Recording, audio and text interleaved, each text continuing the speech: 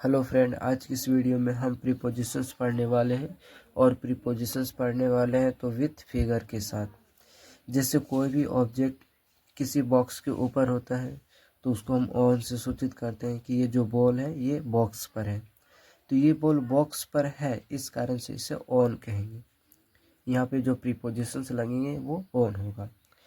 Next हमारा हो जाता है किसी वस्तु के ऊपर बॉल है तो उसको ओवर कहते हैं।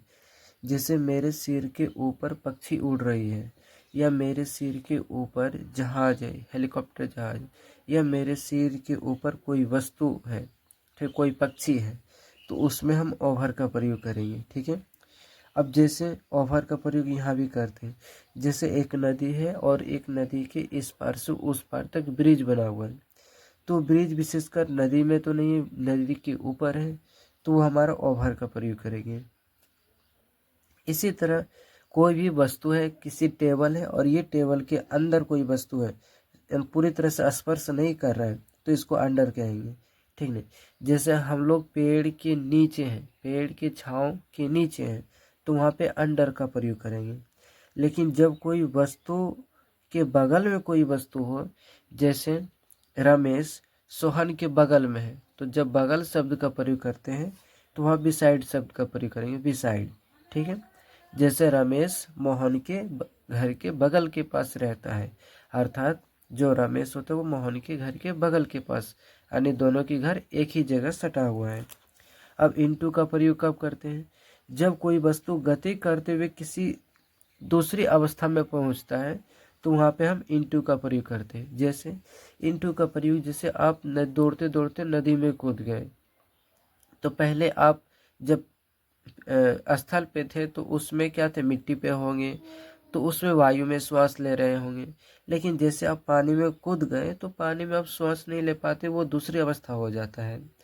या फिर ठीक इसी प्रकार की आप दौड़ते हुए कुएं में कूद गए, तो कुएं में कूद गए तो उसमें क्या होता है कि आप कुएं से जब बाहर रहेंगे तो वो दूसरी अवस्था होगा, और कुएं में प्रवेश कर गए तो वो दूसरी अवस्था होगा। यानी कि जब अवस्था परिवर्तन हो जाता है गति करते हुए, तो हम इन टू का प्रयोग करते हैं। अपॉन का प्रयोग कब करते हैं?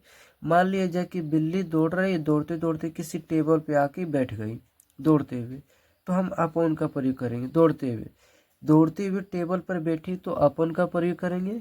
यदि पहले से यहाँ पे वस्तु रखा हुआ है तो इसके लिए हम ऑन का प्रयोग करेंगे। अब दूसरा है एक्रॉस।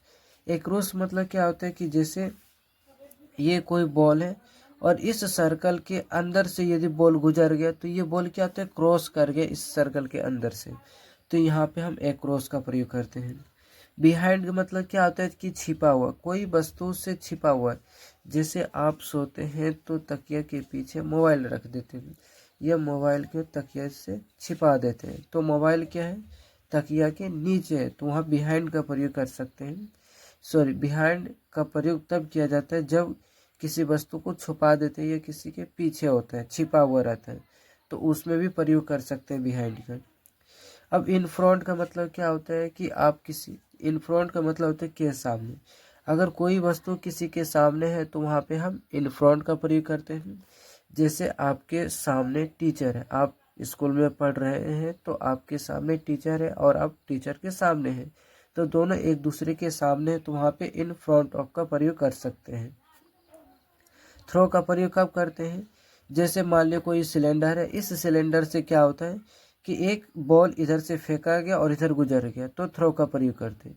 जैसे आप कोई जंगल क्रॉस कर रहे हैं, तो एक गांव से जंगल, अगर जंगल यहाँ से यहाँ तक का है तो यहाँ प्रवेश किए जंगल में, और इसके चारों तरफ जंगल से आप घिरे हुए, और वहाँ पे जब गुजर जाते हैं, जंगल को पार कर जाते हैं, तो वहाँ पे हम थ्रो का प्रयोग करते हैं।